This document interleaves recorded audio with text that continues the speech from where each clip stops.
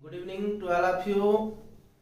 प्रिय बच्चों, बहुत बहुत शुभकामनाएं आपको बोर्ड परीक्षाओं की। बच्चों, आपको बता दें, खाली उसकी मुट्ठी हर बार नहीं होती, खाली उसकी मुट्ठी हर बार नहीं होती, कोशिश करने वालों की हार नहीं होती। आप अपने परीक्षाओं के अंतिम दौर में हैं, निश्चित रूप से अपना समग्र आप इसमें लगा रहे हैं। आज इस वीडियो में हम आपको कुछ महत्वपूर्ण बातें आपके प्रश्न पत्र से संबंधित बता रहे हैं। आने वाले 2 मार्च को आपका हिंदी का पेपर है, तो हिंदी के पेपर के लिए हम आपको कुछ प्रश्नों के संबंध में कि प्रश्न पत्र में कुल कितने प्रश्न हैं और उसके लिए आपको कुल प्रश्नों के आधार पर किस प्रकार के प्रश्न तैयार करना है। आपको बता दें कि सफलता का कोई विकल्प नहीं होता, सफलता का कोई विकल्प नहीं होता, और जो रह जाए अधूरा वो संकल्प नहीं होता। तो हम आपको आपके संकल्प को याद दिलाते हुए ये बताना चाह रहे हैं कि आप अपने संकल्प पर अडिग हो जाइए और आप ये संकल्प कर लीजिए कि आप 85 एवं या 90% के एवं रिजल्ट लेकर के आएंगे।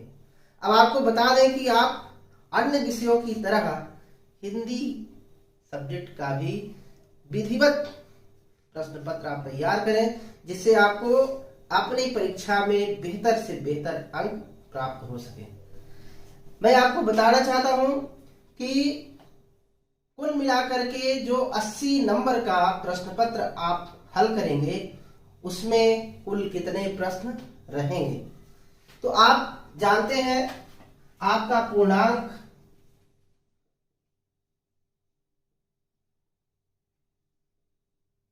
आपका पूर्णांक 80 नंबर का है और इस 80 नंबर में कुल 23 प्रश्न आपको हल करने हैं। कुल 23 प्रश्न।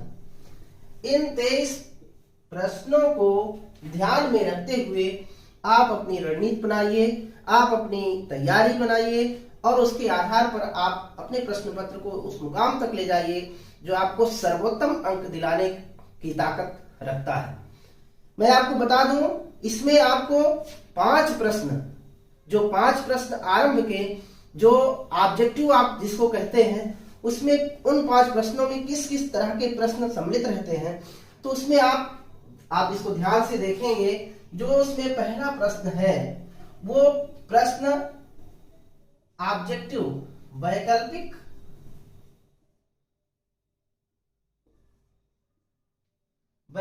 प्रश्नों का प्रथम प्रश्न रहता है। इसमें प्रश्न क्रमांक 1, जिसमें कुल मिलाकर के छोटे छोटे 6 प्रश्न शामिल रहते हैं और ये 6 अंकों का रहता है, कुल मिलाकर 6। इसके बाद जो इसका दूसरा प्रश्न है, दूसरा प्रश्न रिक्त स्थान से संबंधित रहता है और ये कुल मिलाकर के इसमें छोटे छोटे 7 प्रश्न रहते हैं और ये 7 अंक इस पर आधारित होते हैं। इसके बाद जो तीसरा प्रश्न है वो जोड़ी मिलान करने का है।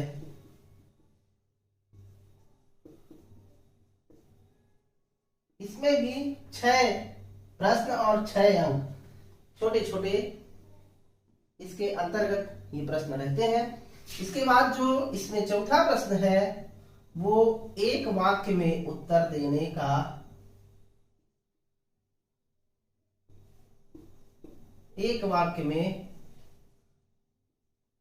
इसे आपको एक वाक्य में देना है उत्तर इसका, इसे आपको एक शब्द में नहीं लिखना है। उसी प्रश्न पर इसका उत्तर आधारित रहता है। एक शब्द में अगर इसका उत्तर है तो उसको आप वाक्य में लिखेंगे।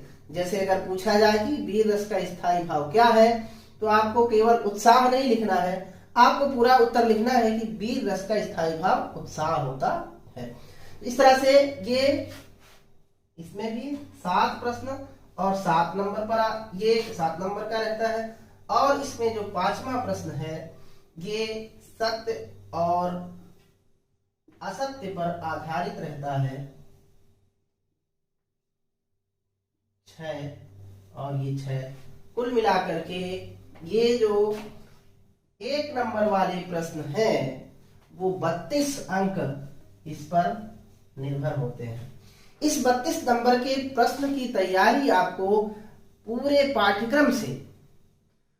पाठ्यक्रम के अंतर्गत सभी छोटे छोटे प्रश्नों को, चाहे वो उस कवि और उसकी रचना पर आधारित हो, लेखक और उसकी रचना पर आधारित हो, चाहे वो काव्य बोध से हो, चाहे वो भाषा बोध से हो, वितान से हो या अभिव्यक्ति और माध्यम से हो, छोटे छोटे प्रश्नों को आप जो ऑब्जेक्टिव टाइप आप जिसको समझ सकते हैं वो प्रश्न आप इसमें तैयार करेंगे। इसके लिए आपको जो बड़े प्रश्न हैं उनको नहीं पढ़ना है। इस पर जो आपको सिलेबस पर ये जो आधारित प्रश्न है वो आपको आपकी किताब में भी अधिक से अधिक अगर पाठ पढ़ लें, आप सभी पाठों का एक बार आप अध्ययन कर लें, रीडिंग कर लें उसकी, तो आपको अत्यधिक इन प्रश्नों के लिए लाभ हो सकता है।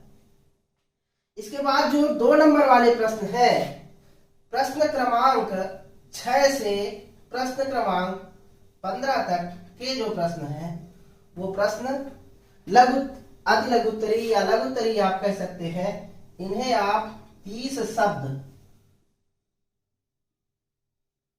शब्द के आसपास इनका उत्तर आपको तैयार करना है। ये कुल मिलाकर 6 से 15 तक की जो प्रश्न है इनकी संख्या है 10। इन प्रश्नों की संख्या है 10 और इन पर कुल आधारित अंक है 20। ये 20 अंक आपको इन छोटे छोटे प्रश्नों को तैयार करके प्राप्त हो सकते हैं।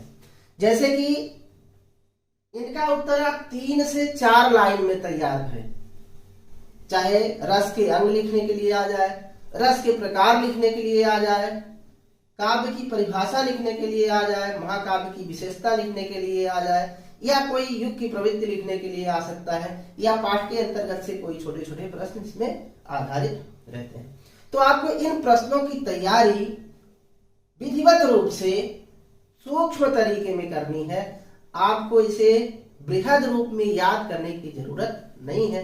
तो मैं ये समझता हूं कि आपको 1 नंबर वाले प्रश्न और 2 नंबर वाले प्रश्न आपको समझ में आ गए होंगे कि किस तरह से इसे तैयार करना है। अब मैं आपको बताता हूं 3 नंबर वाले प्रश्न। जो 3 नंबर वाले प्रश्न है उनकी संख्या है 4 और ये प्रश्न क्रमांक 16 से प्रश्न क्रमांक 19 तक ये 3 नंबर वाले प्रश्न रहते हैं। इन 3 नंबर वाले प्रश्नों में अगर हम देखें तो 2 प्रश्न ऐसे होते हैं जिसमें एक काव्य परिचय और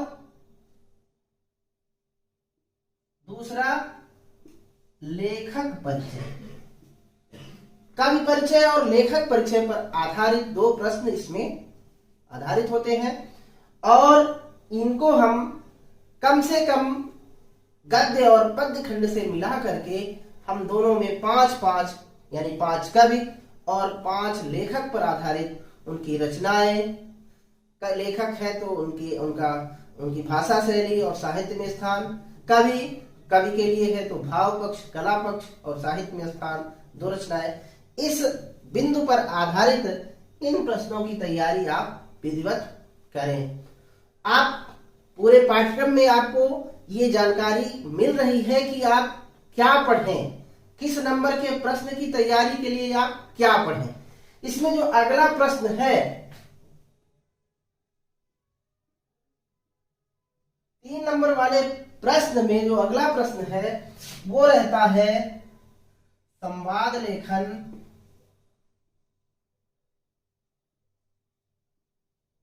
विज्ञापन लेखन, विज्ञापन या भाव विस्तार।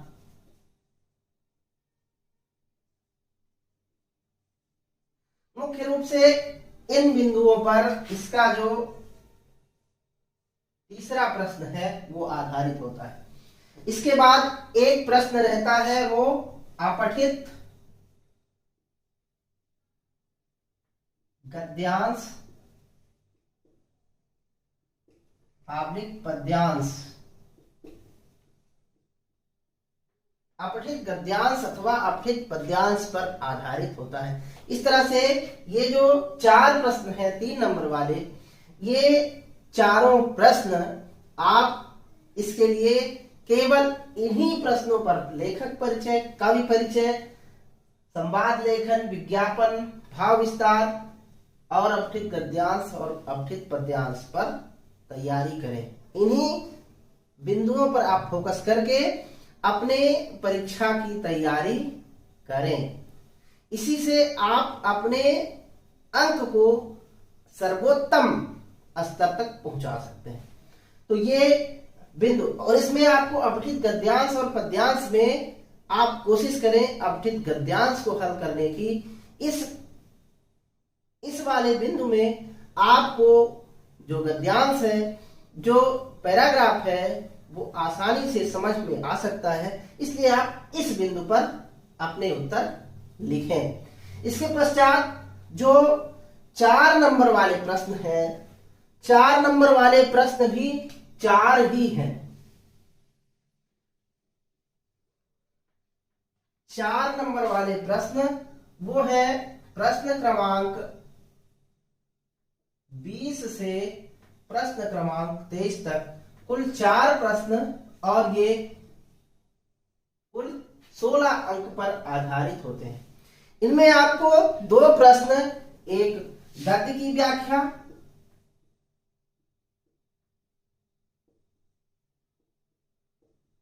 दूसरा पद्य की व्याख्या,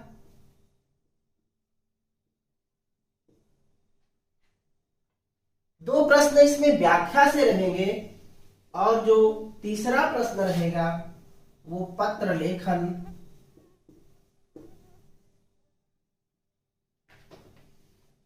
और चौथा प्रश्न इसमें रहेगा निबंध लेखन।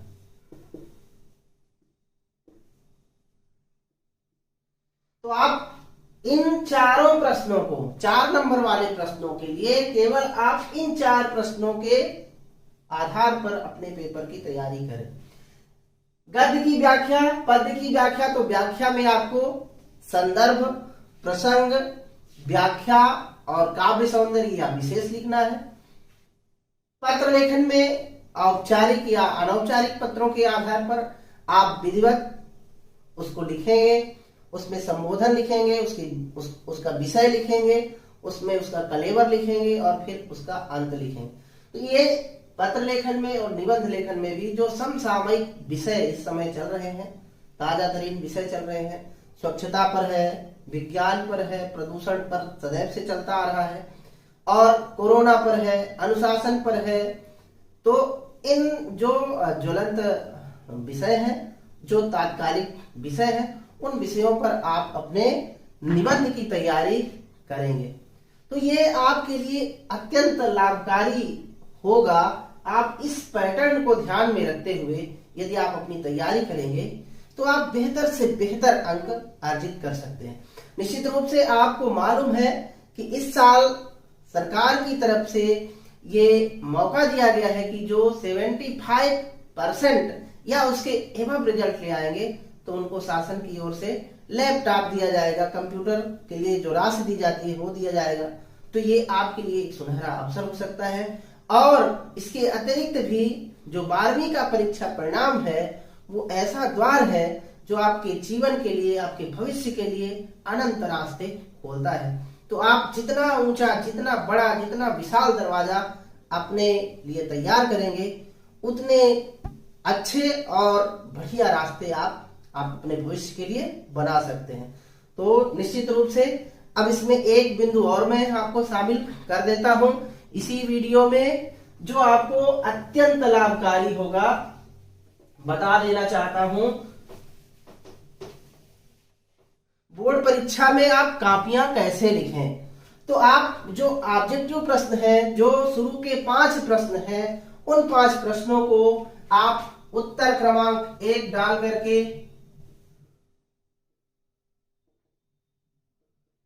और उन्हें क्रम वाइज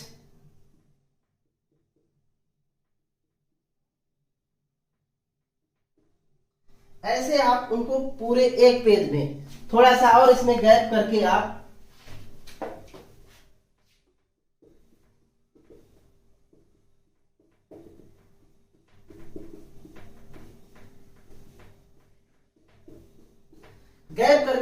एक पेज में एक ही उत्तर लिखेंगे इसका।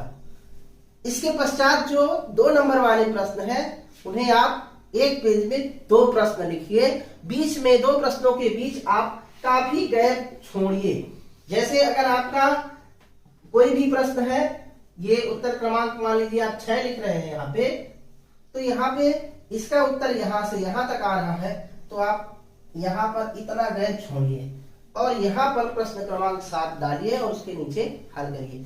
तो लगभग आप एक पेज में 2 प्रश्न जो 2 नंबर वाले हैं उन्हें हल करिए और 3 नंबर वाले प्रश्नों को आप एक पेज में एक प्रश्न का उत्तर लिखिए। और अगर किसी प्रश्न का उत्तर दूसरे पेज में चला जाता है तो उस पेज को आप फिर छोड़ करके अगला प्रश्न अगले पेज में आरंभ करिए। और इस तरह से आपको विधिवत अपनी कॉपी को, उत्तर पुस्तिका को सजा करके सुंदर रूप में लिखना है। जितना अच्छा, जितना शानदार, जितना आकर्षक आपका प्रस्तुतिकरण होगा उतने बेहतर अंक आप अर्जित कर सकते हैं और प्राप्त कर सकते हैं। निश्चित रूप से मैं उम्मीद करता हूं ये वीडियो आपके अंक अर्जित करने की दृष्टि से, आपको अधिक से अधिक नंबर प्राप्त करने की दृष्टि से बहुत महत्वपूर्ण और लाभदायक होगा।